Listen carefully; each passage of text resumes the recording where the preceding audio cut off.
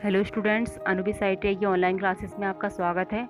हमारा चैप्टर चल रहा था लीवर और सरल मशीनें। तो इस चैप्टर में हमारा आज का टॉपिक है लीवर और उसके प्रकार। तो इसके बारे में हम आज डिस्कस करेंगे। यहाँ पर ये हमारा टॉपिक दे रखा है लीवर। इसे हम उत्तोलक भी बोलते हैं। ये एक प्रकार की सरल मशीन होती है जो कि एक मजबूत छड़ होती है, और ये छड़ होती है किसी एक स्थिर बिंदु पर, जिसे हम आलम बोलते हैं, उस पर घूमने के लिए स्वतंत्र होती है। तो इसमें बीच में आलम होता है और एक तरफ प्रयास होता है, दूसरी तरफ भार होता है। तो आलम से प्रयास तक की दूरी हमारी कहलाती है प्रयास भुजा, और आलम से लोड तक की दूरी कहलाती है हमारी लोड भुजा। जैसा कि हमारा ये चित्र में भी दिखाया गया है, जिसमें एक तरफ हमारा लोड है, दूसरी तरफ हमारा एफर्ट है, जिसे हम प्रयास या बल भी बोल सकते हैं। बीच में इसके फलक्रम लगाया है, जिसे हम आलम बोलते हैं। तो हमारा लोड से आलम तक की दूरी कहलाती है लोड भुजा, और प्रयास से आलम तक की दूरी कहलाती है प्रयास भुजा। ये हमारा कहलाता है पूरा प्रक्रम लीवर। नेक्स्ट हमारा लीवर का सिद्धांत। लीवर हमारा आघूर्ण के सिद्धांत पर कार्य करता है। तो पहले हम इसे समझाने से पहले आघूर्ण के सिद्धांत के बारे में डिस्कस करेंगे।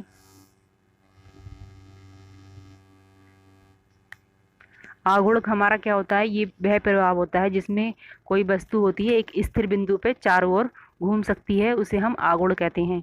तो इसमें जहाँ पर हम बल लगाते हैं, और वो बल और बल से लेके जहाँ से वस्तु घूमती है आलम तक की दूरी का जो गुणनफल होता है, वो हमारा आघूर्ण कहलाता है। वह प्रभाव होता है आघूर्ण हमारा जिसमें वस्तु हमारी कोई स्थिर बिंदु होती है, उसके चारों ओर घूम सकती है, वो हमारा स्थिर बिंदु आलम कहलाता है, उसे हम आघूर्ण कहते हैं। जैसे कि हम किसी वस्तु पर बल लगाएं, तो बल से आलम तक की बीच की दूरी और उसके बल का गुणनफल हमारा बल का आघूर्ण कहलाता है। जैसा कि आपने दरवाजे में भी देखा होगा, दरवाजे में जब हम हैंडल पकड़कर खोलते हैं, बल लगाते हैं, तो उसमें कब्जे तक की जो बीच की दूरी है और जो बल लगाते हैं, उन दोनों का गुणनफल हमारा आघूर्ण कहलाता है। नीचे यहाँ पर हमारा फार्मूला भी दे रखा है आघूर्ण का। बल गुणा बल से आलम तक की लंबवत दूरी F इंटू डी। तो ये हमारा आघूर्ण होता है। बल और बल से जो आलम तक की लंबवत दूरी होती है, उनका गुणनफल हमारा आघूर्ण कहलाता है। आघूर्ण की इकाई भी दे रखी है यहाँ पे। आघूर्ण की इकाई होती है हमारी मीट्रिक प्रणाली में किलोग्राम इंटू मीटर। ये हमारा है अब लीवर का सिद्धांत। तो लीवर हमारा आघूर्ण के सिद्धांत पर कार्य करता है। जैसे हमने पीछे पढ़ा था आघूर्ण के बारे में, जो बल लगता है और बल से आलम तक की लंबवत दूरी का जो गुणनफल होता है, वो हमारा आघूर्ण कहलाता है। तो यहाँ पर ये दे रखा है लीवर हमारा आघूर्ण के सिद्धांत पर कार्य करता है, अर्थात किसी वस्तु पर जब बल लगते हैं तो वो संतुलन में रहे, तो सभी बलों का जो आघूर्णों का योग है, बीजगणित योग, वो शून्य होता है। जब कोई वस्तु संतुलन में होती है तो उसमें जितने ही बल लगती हैं, उनके सबके आघूर्णों का योग होता है शून्य होता है। इसीलिए इसमें दे रखा है कि दाईं ओर के आघूर्ण बलों का योग होगा तथा बाईं ओर के आघूर्ण बलों के योग के बराबर होता है। जैसे इसमें बल लग रहे हैं, एक तो प्रयास लग रहा है, दूसरी तरफ भार लग रहा है, और बीच में इसकी ये फलक्रम है। तो यहाँ से प्रयास से फलक्रम तक की दूरी का गुणनफल P इंटू ए इंटू एफ। पी हो गया हमारा ये बल, और ए इंटू एफ हो गई हमारी ये दूरी हो गई, यहाँ से प्रयास से आलम तक की दूरी। तो इसका गुणनफल बराबर होगा load W into B into F. दूसरी वाली जो लोड भुजा है उसकी B इंटू एफ, यानी कि बल लोड से लेकर के आलम तक की दूरी के गुणनफल के बराबर होगा। तो ये हमारा कहलाता है संतुलन का नियम। P इंटू ए एफ बराबर W इंटू बी एफ। प्रयास गुणा प्रयास से लेकर आलम तक की दूरी तथा W इंटू W से लेकर आलम तक की दूरी का जो गुणनफल होगा, ये आपस में बराबर होगा। यह संतुलन का नियम कहलाता है। तो W इंटू पी हो जाएगा बराबर A F into B F. W into P हमारा यहाँ से यांत्रिक लाभ का फार्मूला बन जाएगा। नेक्स्ट हमारे लीवर के प्रकार। लीवर हमारे मुख्यतः दो प्रकार के होते हैं, एक सीधी छड़ वाला लीवर होता है और नंबर 2 मुड़ी छड़ वाला लीवर। नंबर 1 हमारा यहाँ दे रखा है सीधी छड़ वाला लीवर। इसके बारे में हम डिस्कस करेंगे। इसमें क्या होता है, किसी भी लीवर में 3 चीज़ों का होना बहुत ज़रूरी होता है, जैसे कि भार होगा, प्रयास हो गया और आलम। तो ये तीनों चीज़ें सीधी छड़ वाले लीवर में ज़रूर होंगी। इन तीनों के स्थिति बदली हुई होती है। तो ये स्थिति बदली होने के अनुसार क्या होता है, ये 3 प्रकार के होते हैं, जिसे हम प्रथम श्रेणी के, द्वितीय श्रेणी के तथा तृतीय श्रेणी के नाम से जाना जाता है। यहाँ पर ये हमें दिखाया गया है प्रथम श्रेणी का लीवर। इसमें क्या होता है, इसके बीच में आलम होता है, एक तरफ भार होता है, दूसरी तरफ हमारा प्रयास होता है। तो इसमें ध्यान रखना है कि इसमें बीच में आलम होता है, एक तरफ भार होता है, दूसरी तरफ प्रयास होता है। ये हमारा प्रथम श्रेणी का लीवर कहलाता है। इसके एग्जाम्पल दे रखे हैं यहाँ पर। इसमें क्या होता है, तराजू की डंडी हो गई, सीसॉ हो गया, ये कुदाली से भूमि खोदना, साइकिल का ब्रेक हो गया, कैंची हो गया, हैंड पंप हो गया आदि। जैसे कि हम इसके एग्जाम्पल के लिए समझ सकते हैं कैंची का एग्जाम्पल लेकर।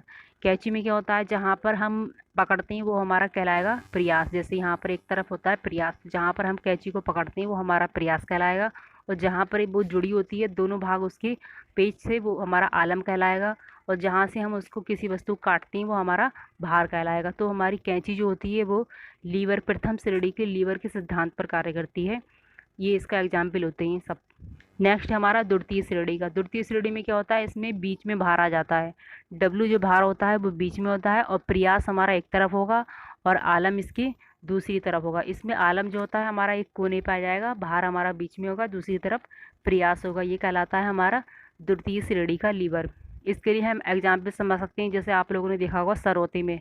सरौते में क्या होता है कि जहाँ पर उसके दोनों भाग जुड़े रहते हैं वो किनारे पर, वो हमारा आलम कहलाता है। और जब हम उसको पकड़ते हैं एक तरफ, वो हमारा प्रयास कहलाता है। और बीच में हम उसे किसी वस्तु को रखकर तोड़ते हैं तो वो हमारा डब्लू भार कहलाएगा। तो सरौता हमारा द्वितीय श्रेणी का उत्तोलक कहलाता है।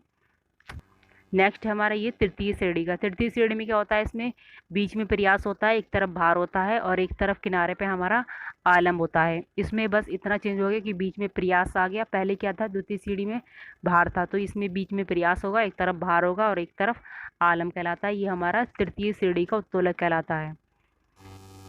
इसके लिए एग्जाम्पल होता है, जैसे कि आपने चिमटे में देखा होगा, चिमटे में जहाँ हम पकड़ते हैं बीच में वो हमारा प्रयास कहलाएगा, और किनारे पे उसके जो होता है वो आलम कहलाता है।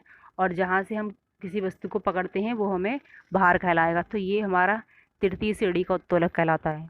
यहाँ पर हमें चित्र में तीनों श्रेणी के उत्तोलकों का उदाहरण दिखाया गया है। जैसे ये नंबर 1 पर, ये क्लास 1 में ये प्रथम श्रेणी के उत्तोलक का उदाहरण है, प्लायर दिखाया गया है। इसमें क्या होता है, जहाँ से हम पकड़ते हैं वो हमारा इफर्ट कहलाएगा, प्रयास। इसमें क्या होता है, एक तरफ प्रयास होता है और बीच में हमारा आलम होता है। तो यहाँ जहाँ से ये दोनों भाग जुड़े हुए हैं ये हमारा कहलाएगा आलम, जिसे फलक्रम कहते हैं। और जहाँ से इसमें किसी वस्तु को पकड़ेंगे तो ये हमारा कहलाएगा लोड। तो ये जो हमारा प्लायर होता है ये हमारा प्रथम श्रेणी के उत्तोलक पर कार्य करता है। नेक्स्ट ये हमारा सरौते में दिखाया गया है क्लास 2। तो ये हमारा द्वितीय श्रेणी का उत्तोलक कहलाएगा, जहाँ पर इसमें पेच लगे हुए हैं कोने से ही किनारे पर, यहाँ पेच लगा हुआ है सरौते में, ये हमारा कहलाएगा आलम। जहाँ से इसको हम पकड़ेंगे ये हमारा प्रयास कहलाएगा। और बीच में अगर हम किसी वस्तु को रखकर तोड़ते हैं तो वह हमारा वो भार कहलाता है। तो ये सरौता हमारा द्वितीय श्रेणी के उत्तोलक पर कार्य करता है। नेक्स्ट ये तृतीय श्रेणी के उत्तोलक में क्या होता है, हमारा किनारे पर आलम होता है, बीच में प्रयास होता है और एक तरफ भार होता है। तो जहाँ से ये चारों ओर घूम सकता है वो हमारा आलम कहलाएगा कोने पर। बीच में जहाँ से इसको पकड़ेंगे प्रयास, और जहाँ से किसी वस्तु को पकड़ते हैं वो कहलाएगा हमारा भार। तो ये चिमटा हमारा तृतीय श्रेणी का उत्तोलक कहलाता है। कभी कभी हमारे क्वेश्चन में ये पूछ लेता है एग्जाम्पल में, ऑब्जेक्टिव में, कि प्लायर किस श्रेणी का उत्तोलक है, या फिर चिमटा किस श्रेणी का उत्तोलक है, कैंची किस श्रेणी का उत्तोलक है। अलग अलग इस तरह से ऑब्जेक्टिव टाइप क्वेश्चन दे रखे होते हैं। तो आप इसको ध्यान से समझ लें कि प्रथम श्रेणी में क्या होता है, बीच में आलम होता है, एक तरफ भार होता है, एक तरफ प्रयास होता है। द्वितीय श्रेणी में क्या होता है, द्वितीय श्रेणी में किनारे पर इसके आलम होता है, बीच में भार होता है और एक तरफ प्रयास होता है। तृतीय श्रेणी में क्या होता है, इसके किनारे पर आलम होगा और बीच में प्रयास होगा और इधर भार होगा। तो ये हमारा तीनों श्रेणी के उत्तोलकों का। नेक्स्ट हमारा नंबर 2 है मुड़ी छड़ वाला लीवर। मुड़ी छड़ वाले लीवर में क्या होता है, इसमें लीवर की जो भुजाएं होती हैं उनका कोण 180 डिग्री के अतिरिक्त अन्य कोण पर हो। तो लीवर की जो छड़ होती है वो सीधी ना होकर किसी कोण पर मुड़ी हुई होती है, तो वो हमारा मुड़ी छड़ वाला लीवर कहलाता है। जब जो लीवर की छड़ होगी वो सीधी ना होकर किसी कोण पर मुड़ी हुई होती है तो वो हमारा मुड़ी छड़ वाला लीवर कहलाएगा। यहाँ से हमारे लीवर के आधार पर कुछ न्यूमेरिकल दे रखे हैं। इसमें दिया है 500 किलोग्राम के भार को क्रोबार द्वारा उठाने के लिए प्रयास और यांत्रिक लाभ की गणना कीजिए। आलम से क्रमशः भार की दूरी 10 सेंटीमीटर है और प्रयास की दूरी है 4 मीटर। तो हमने इससे पहले पढ़ा था हमारा लीवर के सिद्धांत में क्या होता है, प्रयास गुणा प्रयास भुजा बराबर लोड गुणा लोड भुजा। ये हमारा आगुण के सिद्धांत पर कार्य करता है। तो यहाँ से प्रयास हमारा हमें निकालना है। प्रयास भुजा की दूरी दे रखी है हमारी 4 मीटर, क्वेश्चन में दे रखी है। और लोड हमारा दे रखा है 500 किलोग्राम का लोड। और लोड भुजा, लोड प्रयास हमें निकालना है। प्रयास भुजा हमारी दे रखी है 4 मीटर, लोड हमारा दे रखा है 500 किलोग्राम, लोड भुजा दे रखी है 10 सेंटीमीटर। तो सबसे पहले ये 4 मीटर को हम 4 सेंटीमीटर में चेंज कर लेंगे। जो हमारा 4 मीटर दे रखा है, हम इसको सेंटीमीटर में चेंज करेंगे। इसमें 100 से मल्टीप्लाई करके 400 हो जाएगा। अब हम इसमें रख देंगे P इंटू 4 × 100 इजिकल टू ये 500 किलोग्राम का भार इंटू 10, तो P बराबर आ जाएगा हमारा 12.5 किलोग्राम। यहाँ से हमारा प्रयास सॉल्व हो गया। नेक्स्ट हमसे पूछा है इसमें यांत्रिक लाभ की भी गणना कीजिए।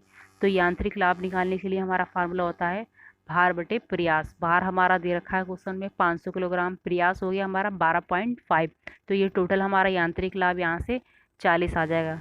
इसको एक बार और समझ लेते हैं हम। जैसे कि हमने लीवर का सिद्धांत पढ़ा था इससे पहले, तो इसमें होता है फार्मूला प्रयास गुणा प्रयास भुजा बराबर लोड गुणा लोड भुजा। प्रयास हमें निकालना है, प्रयास भुजा दे रखी है 4 मीटर, लोड भी दे रखा है 500 किलोग्राम, लोड भुजा हमें दे रखी है 10 सेंटीमीटर। तो सबसे पहले 4 मीटर को सेंटीमीटर में चेंज कर लेंगे, तो 4 × 100 से मल्टीप्लाई करके ये हो जाएगा 400। तो फिर इसमें रख देंगे P इंटू 4 × 100 इजिकल टू 500 × 10। यहाँ से ये P की वैल्यू आ जाएगी 12.5 किलोग्राम। हमसे क्वेश्चन में एक और चीज़ पूछा है यांत्रिक लाभ। तो यांत्रिक लाभ के लिए हमने फार्मूला पढ़ा था भार बटे प्रयास। भार दे रखा है 500, प्रयास हो जाएगा 12.5, यहाँ से ये 40 आ जाएगा।